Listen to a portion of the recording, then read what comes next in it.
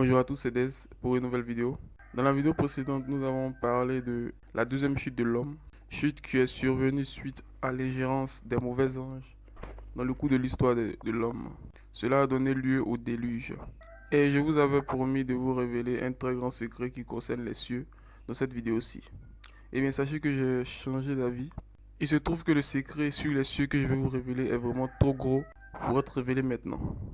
À tel point que si vous connaissez cette vérité sans une profonde spiritualité, vous risquez de perdre la foi en Dieu.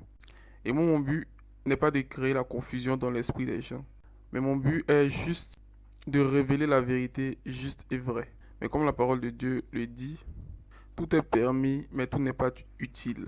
Et pour le moment, l'utilité de révéler ce fameux secret ne se présente pas. Donc, sûrement dans une autre vidéo, au moment opportun, cette vérité vous sera révélée. Recevez mes excuses et commençons cette vidéo-ci. Alors dans cette vidéo, nous parlerons de ce qui arriva après le déluge. Une fois de plus, il s'agit d'une vérité qui est cachée. Elle concerne la véritable terre promise. Alors pour certaines personnes, la terre que Dieu a promis à ses enfants, la terre de Canaan, est localisée en Afrique. Pour étayer leur affirmation, ils utilisent le fait qu'il est mentionné dans la Bible des noms d'animaux qui sont en fait des animaux qu'on trouve en Afrique. Du coup, si Canaan est en Afrique, toutes les nations voisines de Canaan dans la Bible sont également en Afrique. Ils désignent donc une multiplicité de peuples comme étant, selon eux, les descendants de Philistins, de Sadducéens et autres. Cette vidéo, dont les informations se basent sur le livre des Jubilés, vous aidera à comprendre ce qu'il en est vraiment. Alors, je vais résumer les événements et mettre les chapitres à chaque fois à l'écran.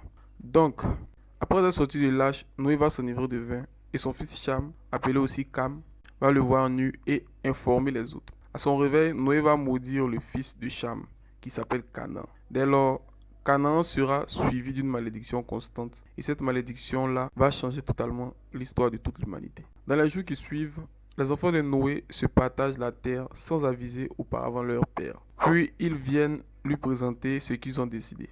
Japheth a carrément l'Europe et toute la zone froide jusqu'à la Corée du Nord. On peut dire qu'il a la zone des climats froids. Alors nous sommes au chapitre 8 et nous lisons. Chapitre 8, verset 21. Et la troisième part de Japheth allait devant la rivière de Tina vers le nord du déversement de ses eaux et s'étend au nord-est jusqu'à la région entière de Gog et dans le pays entier de l'est. Et s'étend du nord vers le nord et s'étend aux montagnes de Kelt vers le nord et vers les montagnes Mok. Et elle va à l'est de Gadir, aussi loin que la région des eaux de la mer. Et elle s'étend jusqu'à approcher l'ouest de Phira et retourne vers Aphérag et s'étend à l'est vers les eaux de la mer de Mith. Et elle s'étend vers la région de la rivière Tina en direction nord-est jusqu'à approcher les frontières de ces eaux vers les montagnes Rapha et tourne autour vers le nord. Ceci est la terre qui allait pour Japheth et ses fils comme la part de son héritage qu'il devra posséder pour lui et ses fils, pour leurs descendants à jamais. 5 grandes îles et un grand pays au nord. Voilà, donc Japheth, il hérite de toute la zone européenne, toute la zone froide qui est au nord, au pôle nord carrément. Alors, Sem, l'ancêtre des Israélites que nous sommes, a la zone entre l'Europe et l'Afrique.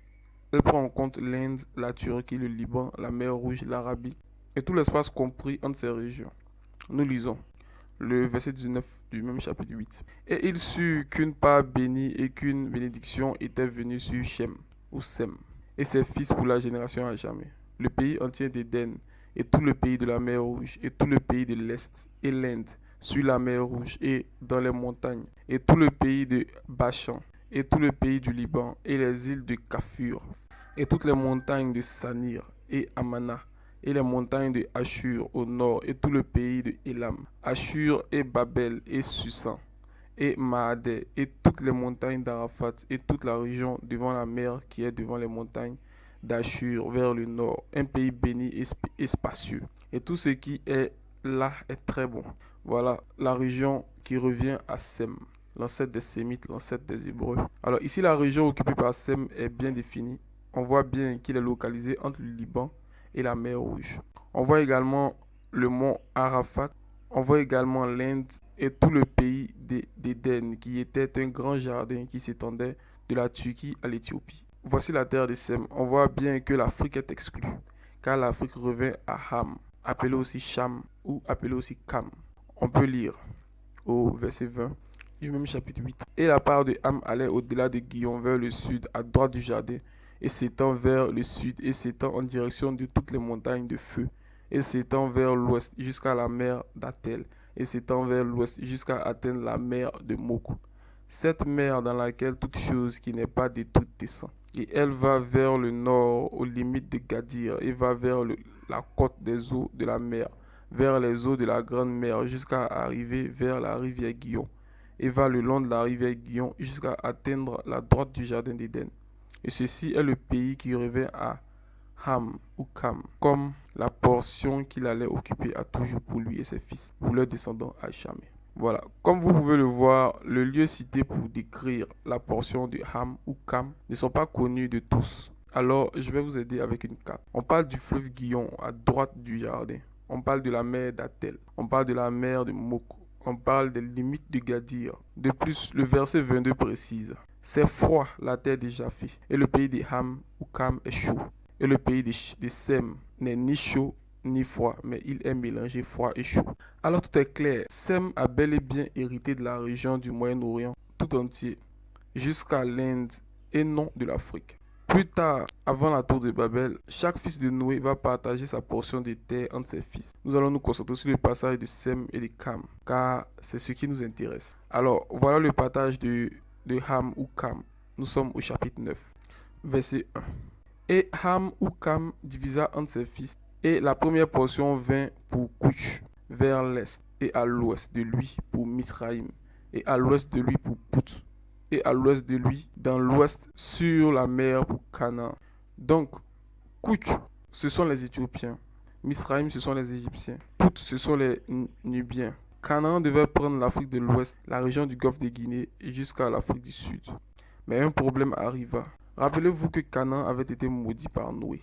Donc cette malédiction va le pousser à commettre une erreur grave. Nous y reviendrons. Voyons maintenant le partage de Sem, notre ancêtre. Et Sem, verset 2.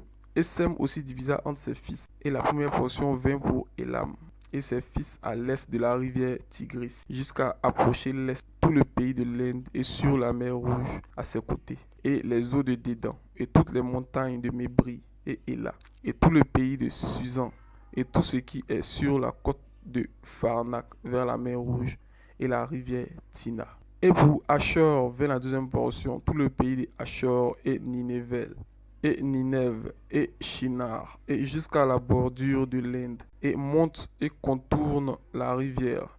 Et pour Arpachad vers la troisième portion, tout le pays de la région de Chaldée, vers l'est de l'Euphrate, bordant la mer Rouge, et toutes les eaux du désert, près de la péninsule de la mer qui regarde vers l'Égypte, tout le pays du Liban, et Sanir et Amarna, jusqu'au bord de l'Euphrate. Et pour Aram revint la quatrième portion, tout le pays de Mésopotamie, entre le Tigre et l'Euphrate, vers le nord de Chaldée, jusqu'au bord des montagnes Ashur et le pays de Ararat. Et voici ce qui alla à Luth en cinquième portion. Les montagnes de Ashur et tout ce qui leur appartenait jusqu'à arriver à la grande mer et jusqu'à atteindre l'est de Ashur de son frère. Alors, il suffit de regarder une fois de plus chaque indication pour se rendre une fois de plus compte qu'il ne s'agit pas de l'Afrique. Mer Rouge, Liban, rivière Tigris. Voici que chacun a reçu sa part. Après la mort de Noé, ses fils décident de construire une tour en spirale pour atteindre le ciel. Mais Dieu la détruit et les sépare en différenciant leurs langues. Plus tard, Dieu différenciera leur race petit à petit en fonction du lieu où ils étaient localisés. Selon le chapitre 10 au verset 37, les fils de Japheth étaient localisés dans les régions froides, mais ils ne voulurent pas partir. Ils restaient un long temps avec les fils de Sem avant de partir par vagues vers l'Europe et la peupler, parce qu'ils n'étaient pas acclimatés à cette région. Ils devinrent de teint clair avec des cheveux longs et lisses à cause du climat. Ils sont partis du Caucase, qui est une région de Sem. Les fils de Sem, du fait que leur région était très favorable, eurent un teint ni très noir ni très blanc, mais une nuance qui varie du marron foncé au clair en passant par le basané. Vous pouvez voir l'exemple des hindous ou des arabes de race noire. Également le cas des Hébreux de l'Antiquité dont nous sommes les descendants. Le climat de l'Afrique très chaud rend moins visible cette différence raciale. Mais il suffit que vous restiez une semaine à l'abri du soleil et votre vraie peau, mi-noire, mi-claire, paraîtra. Bien entendu, il y a des variations. Les enfants de Cam sont devenus très noirs, tout simplement à cause du climat. Ce sont les Éthiopiens, les Sénégalais, ancêtres des Égyptiens par exemple. Par la suite, il arriva que Canaan, le maudit, pose un grave problème. Nous lisons le chapitre 10, verset 30. Au début de la première année de la quatrième semaine du 34e jubilé, il fut dispersé du pays de Shinar, et Cam et ses fils allèrent dans la terre qu'il devait occuper, c'est-à-dire l'Afrique, qu'il acquit comme sa portion dans le pays du sud. Et Canaan vit que le pays du Liban, c'est-à-dire Canaan, le fils de Cam, qui avait été maudit. Canaan vit que le pays du Liban jusqu'à la rivière d'Égypte était très bon. Et il n'alla pas dans le pays de son héritage vers l'ouest, qui est vers la mer. Et il habita dans le pays du Liban, à l'est et à l'ouest de la frontière du Jourdain et à la frontière de la mer. Et Cam, son père, et Couch et Misraïm, ses frères, lui dirent, tu accapares un pays qui n'est pas le tien et qui n'était pas échu dans ton lot. Ne fais pas ça, car si tu fais ça, toi et tes fils tomberont dans le pays et serez maudits de révolte. Car tu accapares par révolte et par révolte tes enfants tomberont et tu seras toujours déraciné à jamais. N'habite pas dans l'habitation de Sem, car cela revient à Sem et à ses fils dans leur lot. Maudit sois-tu et maudit seras-tu devant tous les fils de Noé, selon la malédiction par laquelle nous nous sommes engagés par un serment en présence du juge saint et en présence de Noé notre père. Mais il ne les écouta pas et habita lui et ses fils dans la terre du Liban et ama jusqu'à l'entrée de l'Égypte jusqu'à ce jour. Et pour cette raison, ce pays est appelé Canaan. Alors, on voit clairement que ce Canaan-là refuse de prendre l'Afrique de l'Ouest jusqu'au Congo et s'installe de force entre le Liban et la mer Rouge. Et tout le monde lui dit que c'est mal, mais il s'en fout, car il agit sous l'effet de la malédiction. Vous voyez de nouveau comment le récit indique les marqueurs géographiques du Moyen-Orient. Alors, Canaan s'installa finalement entre la mer Rouge et le Liban, au milieu des fils de Sem. Et c'est pourquoi cette région porta son nom. Cette région s'appelle la terre de Canaan. Voyez-vous, c'est justement pour cela que c'est cette région que Dieu promet de donner à Abraham, car c'est la terre de Sem que Canaan a volée et peuplée. Alors Dieu, en promettant cette terre à Abraham, fait deux choses à la fois. Premièrement, il rend justice à Sem à cause de la terre que Canaan a volée. Ensuite, il accomplit la malédiction prononcée sur Canaan en exterminant par la main des Israélites, les fils de Canaan, qui ont peuplé cette terre. Voici, vous venez de découvrir le pourquoi de toute l'histoire des Hébreux. J'espère que vous avez bien compris. Ok. Cela explique toutes les décisions de Dieu, ses promesses et tous les événements survenus en ce lieu depuis l'appel d'Abraham. Cependant, que devient la terre qui avait été attribuée à Canaan et que celui-ci refusa, c'est-à-dire de l'Afrique de l'Ouest au Congo? Eh bien, Dieu dans son plan avait prévu que cette terre revienne aux enfants de Sem, les Hébreux, puisque Canaan la refusa et alla piller leur terre à eux.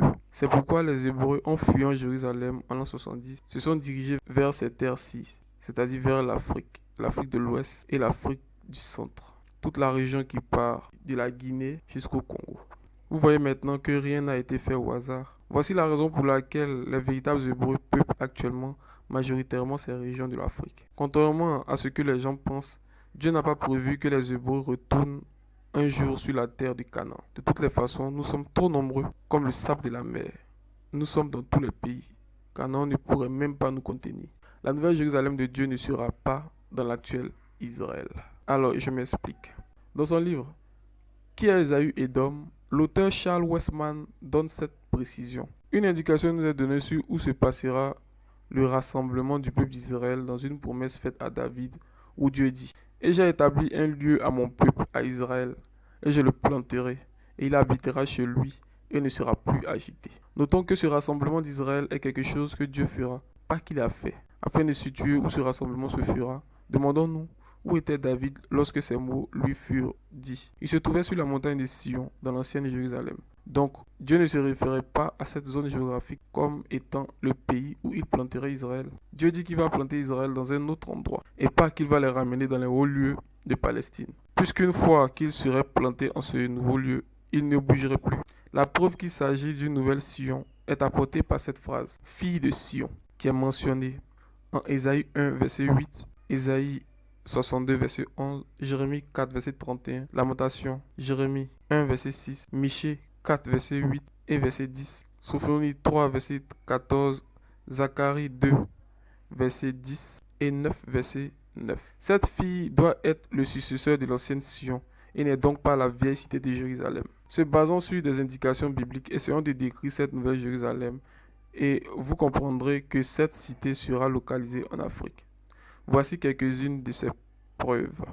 Le pays où Israël doit être rassemblé est décrit comme un désert ou un pays non civilisé, mais lors de leur arrivée, il fleurira abondamment. Dieu lui donne des vignes ou de l'abondance. Ésaïe 35, verset 1 à 2. Osée 2, verset 14 à 15. Dieu allait faire du désert de Sion un Éden. Ésaïe 51, verset 13. Il s'agit tout simplement du désert du Sahara qui refleurira. Ce refleurissement est d'ailleurs annoncé par les scientifiques. Ces derniers affirment que si les glaciers continuent de fondre, le niveau de la mer montera et le Sahara sera inondé. Deuxième preuve, Sion doit être un pays qui s'étend d'une mer à l'autre. Zacharie 9, verset 10, Psaume 72, verset 8. Il s'agit de nouveau de l'Afrique qui est entourée d'océans. Autre preuve, dans le pays où Dieu va rassembler les rejetés d'Israël et rassembler les dispersés de Juda des quatre coins de la terre, Jésus-Christ doit être comme une bannière pour le peuple choisi. Ésaïe 11, verset 1 à 12. Alors, la multiplicité des églises et la capacité spécifique des Africains hébreux à aimer Dieu et à le louer mieux que quiconque confirme cela. Autre preuve, la restauration d'Israël devait prendre place dans un pays éloigné ou très loin, où ils regarderont Sion. Ésaïe 30, verset 13 à 20, Jérémie 30, verset 10. L'Afrique est justement éloignée de la Palestine. Sion devrait produire abondamment en ressources et produits divers, comme indiqué, blé, mou, huile, menu et gros bétail, troupeaux, maïs, et un pays pareil à un jardin arrosé. Jérémie 31, verset 12, Joël 2, verset 15 à 19. Sion devait être habité comme une ville ouverte sans mur, pour la multitude des hommes et du bétail au milieu d'elle.